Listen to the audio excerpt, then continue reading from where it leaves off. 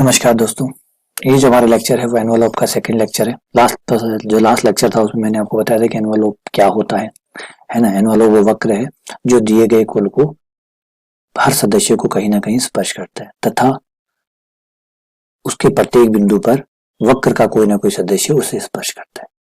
ठीक है, तो मेन बात ये थी कि हम एनवेलप ज्ञात कैसे करते हैं। तो मैंने आपको उसमें दो विधियों के बारे में बताया था कि एनवेलप ज्ञात करने के लिए हमारे पास दो विधि है। किसी भी वक्र, कोई भी वक्र कुल अगर हमें दिया गया है तो उस वक्र का एनवेलप ज्ञात करने के लिए हमारे पास दो सजेस्टेड मेथड है। एक तो है आंशिक अवकलन की मदद लेकर। आंशिक अवकलन का मतलब किसी एक विशेष के साथ अवकलन करना, तो आप आंशिक अवकलन की मदद लेकर कर सकते हैं। दूसरा है अगर द्विघात समीकरण बनती है तो द्विघात समीकरण भी आपको एनवेलप का समीकरण ज्ञात करने में मदद कर सकती है। तो ये दोनों तरीके है ना। तो सबसे पहले आंशिक अवकलन वाला पढ़ते हैं, फिर द्विघात समीकरण वाला पढ़ते हैं। तो पहले सोचिए कि आंशिक अवकलन का मतलब क्या है। आंशिक अवकलन मतलब किसी विशेष के साथ अवकलन करना, और हम फिर विशेष कौन है। जैसे हमारी यही समीकरण ले लेते हैं, y बराबर है mx प्लस a बटा m। अब यहाँ पर क्या हम अवकलन x के साथ करेंगे या y के साथ करेंगे। तो जवाब है कि हम x और y के साथ क्यों आंशिक अवकलन करें। एनवेलप बना किसकी वजह से, इस ये जो वक्र कुल है इसको परिवार बनाने वाला कौन है। तो ऑब्वियसली बात है इसका प्राचल। प्राचल है जिसकी वजह से ये परिवार बना, वरना तो ये एक सिंगल सदस्य होता। प्राचल है एम, एम की वजह से ये पूरी फैमिली तैयार हुई है। तो ये जो एम है इसका जैसे ही आप विलोपन करेंगे, विलोपन का मतलब आपको इस समीकरण से एम को हटा देना है। कैसे हटाना है उसके बारे में भी बात करेंगे। आपको एम को हटा देना है, जैसे आप एम का विलोपन कर देंगे, एम को हटा देंगे, तो आपको एनवेलप का समीकरण, आपको एनवेलप वाला जो कर्व है वो आपको प्राप्त हो जाएगा। ये आपको करना है बस। अब ये एम को हटाने के दो तरीके हैं, आंशिक अवकलन और द्विघात समीकरण। आंशिक अवकलन लेके हटा सकते हैं और द्विघात समीकरण लेके हटा सकते हैं। कैसे हटाते हैं आइए क्वेश्चन करते हैं जिससे ये बात आपको क्लियर हो जाए। तो मान लीजिए समीकरण लेके आंशिक अवकलन की सहायता से हम उसका विलोपन करके दिखाता हूं मैं आपको। तो शुरुआत एग्जांपल नंबर 1 ले लेते हैं। ये जो मैंने भी क्वेश्चन लिखा हुआ है वो एक्चुअली एग्जांपल नंबर 1 ही है। y बराबर mx प्लस a बटा m। अब इस वक्र कुल का आपको एनवेलप याद करना है। अब आप यहाँ पे देख रहे होंगे कि यहाँ पे दो चीजें हैं, एक तो है ए और एक एम, है ना। तो हमें कैसे पता चलेगा कि प्राचल कौन है, ए है या एम है। वो क्वेश्चन वाला खुद ही बताएगा कि प्राचल कौन है ना। तो कई बार हो सकता है एक से ज्यादा हो, तो इसका मतलब कंफ्यूजन ना हो, इसलिए किताब वाला खुद तो आपको बताएगा कि कौन प्राचल है। तो एम प्राचल हो गया, इसका मतलब ए नियतांक है। ए अचर है, अचर वो जो बदलता ही नहीं है। प्राचल वो होता है जो हर समीकरण में अलग अलग होता है। तो y बराबर एम एक्स प्लस ए बटा एम। अब इसमें आपको क्या करना है, आपको m के सापेक्ष आंशिक अवकलन करना है। पहले मैं आपको आंशिक अवकलन वाली विधि बता रहा हूँ। m के सापेक्ष आंशिक अवकलन, m के सापेक्ष आंशिक अवकलन। तो जब आप m के सापेक्ष आंशिक अवकलन करेंगे तो y का हो जाएगा 0, क्योंकि आप m के साथ कर रहे हैं। x बाहर, m का 1 प्लस a बाहर, 1 बटा m का क्या हो जाएगा माइनस 1 बटा m स्क्वायर हो गया। m के सापेक्ष आंशिक अवकलन क्या, ध्यान दीजिएगा, माइनस ए बटा एम स्क्वायर। ए बटा एम स्क्वायर को आप इस तरफ ले आइए, ए बटा एम स्क्वायर बराबर एक्स, फिर आप एम स्क्वायर को उधर ले जाइए, ए बटा एक्स एम प्लस माइनस ए बटा एक्स। ये एम का मान आ गया। अब ये एम का मान का विलोपन कर दीजिए, आप ले जाइए समीकरण में और एम को हटा दीजिए। एम का मान रखने पर एम को आप पूरे तरीके से विलोपित कर दीजिए। मान लीजिए मैं एम का मान प्लस का ले लेता हूँ, क्योंकि दोनों मान तो एक साथ नहीं ले सकता, इसलिए मैंने मान लीजिए प्लस का ले लिया। अब यहाँ से एक अंडर रूट कट कर देते हैं, एक अंडर रूट कट देते हैं, एक अंडर रूट बच जाएगा, under root A under root x. यहाँ से पलट कर ए, रूट एक्स ऊपर, रूट एक्स ए नीचे, ए से काट दीजिए, आपका एक रूट बच जाएगा, रूट ए एक्स और ये रूट ए एक्स, तो जो कि बन गया 2 रूट एक्स। दोनों साइड वर्ग कर दीजिए, वर्ग करने पर अब आप इस समीकरण में एक चीज गौर करेंगे, इस समीकरण में y है, a है, लेकिन जो नहीं है वो है m।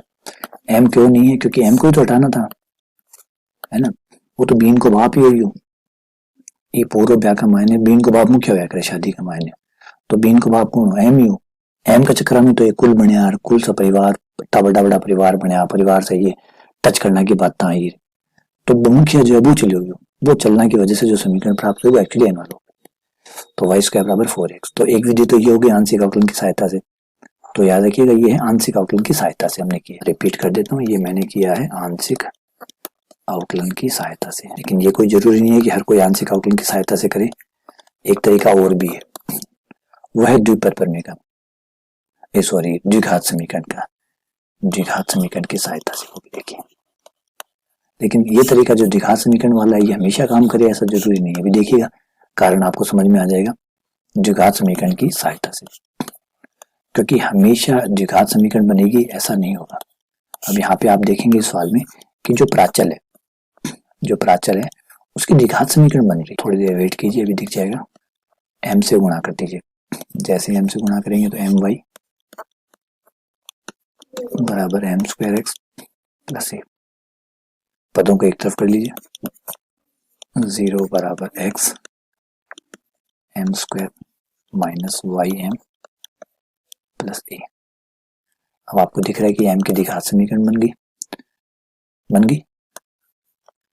m की द्विघात समीकरण। तो आपको जो प्राचल होता है अगर उसकी कोई भी द्विघात समीकरण बन जाती है तो बस आपका कमाल हो गया, जबरदस्त चीज होगी। फिर आपको एनवेलोप का समीकरण निकालना बहुत आसान है। क्या करना है, अगर द्विघात समीकरण बन जाए, बेटा पहले कह रहा हूँ द्विघात समीकरण बननी जरूरी है। द्विघात समीकरण ना बनी तो फिर ये तरीका नहीं लगेगा। द्विघात समीकरण बनने के बाद में जो विवेचक है, इंडिस्क्रिमिनेटर होता है, इस कहते हैं इंडिस्क्रिमिनेटर, मतलब बी स्क्वायर माइनस 4ac बराबर 0 या बी स्क्वायर बराबर 4ac, इसमें से जो भी आएगा वही आपका एनवेलोप होगा। तो a कितना है x, b कितना है माइनस वाई, c कितना है a, b का मान माइनस वाई का स्क्वायर और a का मान x, ये आ गया आपका वाई स्क्वायर बराबर 4x। मिला लीजिए आंसर। पहले क्या था वाई स्क्वायर बाय 4x, अब क्या है वाई स्क्वायर बराबर 4x। तो ये दोनों विधियों में क्या अंतर है, ये पहले वाली विधि जो होती है ये लगभग काम करती है, लगभग हमेशा ही काम करती है। लेकिन दूसरी वाली जो विधि है ये कभी कभी काम करती है, डिपेंड करता है द्विघात समीकरण बनी नहीं बनी, नहीं बनी तो नहीं करेगी, बन गई तो करेगी। तो आपके पास दो विधि होगी, है ना। अगर कोई सवाल में दोनों ही काम कर सकते हैं, ये प्रथम विधि मान लीजिए, ये फर्स्ट मेथड हो गया आपका, मतलब आप आंशिक अवकलन करके जो प्राचल है उसको निकाल के उसको वापस रख के सॉल्व कर लेंगे। ठीक है, तो यहाँ आपने क्या सीखा कि भाई आप आंशिक अवकलन करेंगे किसके सापेक्ष, प्राचल के सापेक्ष। आप आंशिक अवकलन करेंगे किसके सापेक्ष, प्राचल के सापेक्ष। और फिर आप क्या करेंगे, प्राचल को निकाल लेंगे और फिर क्या करेंगे, फिर प्राचल को मूल समीकरण के अंदर वापस पुट कर देंगे, यानी प्राचल का विलोपन हो जाएगा। समीकरण में रख देंगे, रखने का मतलब है प्राचल का विलोपन।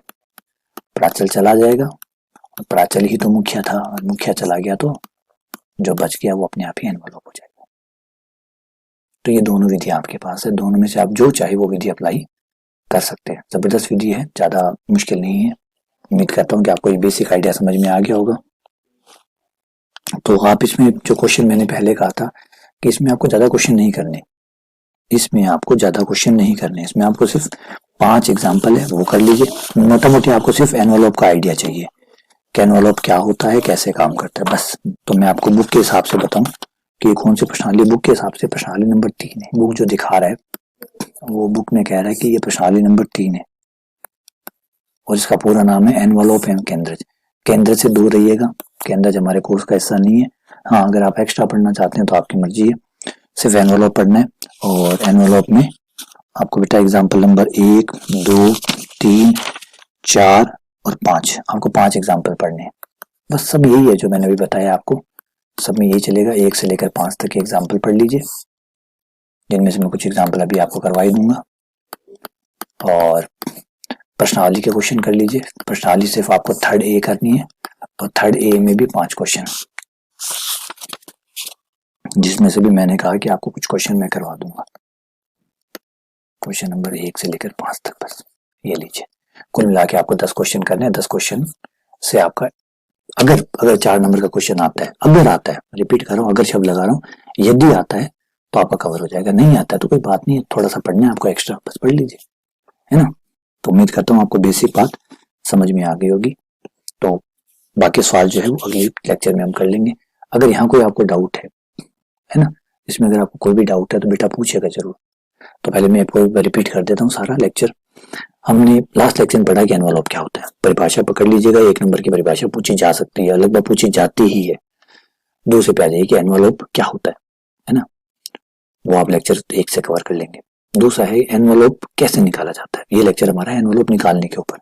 तो एनवलप जो होता है वो मेहनत है प्राचल की वजह से, मुख्य प्राचल ही है जिसने सब कुछ झंझट कर रखा है। तो वो जो प्राचल है उसको हटाना है। हटाने के लिए हमारे पास 2 ऑप्शन है, आंशिक अवकलन करके हटा सकते हैं, द्विघात समीकरण की सहायता से हटा सकते हैं। तो आंशिक अवकलन जब हम करते हैं तो हम जैसे मान लीजिए प्राचल m है तो आप m के सापेक्ष आंशिक अवकलन कर लीजिए और m का मान निकाल लीजिए, m निकल जाएगा। जो भी प्राचल है, प्राचल अगर m है तो m के सापेक्ष, अगर हो सके m नहीं अल्फा हो तो अल्फा के सापेक्ष, अगर कुछ और है तो कोई और जो है उसके साथ वो प्राचल निकाल लीजिए। प्राचल को वापस रख दीजिए, सॉल्व कर लीजिए। ये होने के बाद आपको अगला काम ये करना है, एक तरीका तो इससे सॉल्व हो जाएगा, आपको इससे आपको एनवलप का समीकरण मिल जाएगा। दूसरा तरीका ये हो सकता है कि आप इसको द्विघात समीकरण बना के भी कर सकते हैं, लेकिन द्विघात समीकरण बनाना आपके बस की बात नहीं है। ये डिपेंड करता है कि सवाल पहले से द्विघात समीकरण है या नहीं। अब सोचो, अगर सपोज करो यहाँ पर m स्क्वायर होता, यहाँ अगर m स्क्वायर होता तो फिर क्या द्विघात बन जाती है? नहीं बनती। तो इसका मतलब है कि हमारे बस की बात नहीं है। ये ऑलरेडी अगर पहले से बना हुआ है आपका, पहले से अगर द्विघात समीकरण बना हुआ है तो आप द्विघात समीकरण बन जाएगा, वरना आप नहीं बना सकते, है ना। ये तो ये मैंने m से गुणा किया, ये बनने वाली थी इसलिए बन गई। ये जरूरी नहीं कि मैं हमेशा ही बना पाऊँ, ठीक है ना।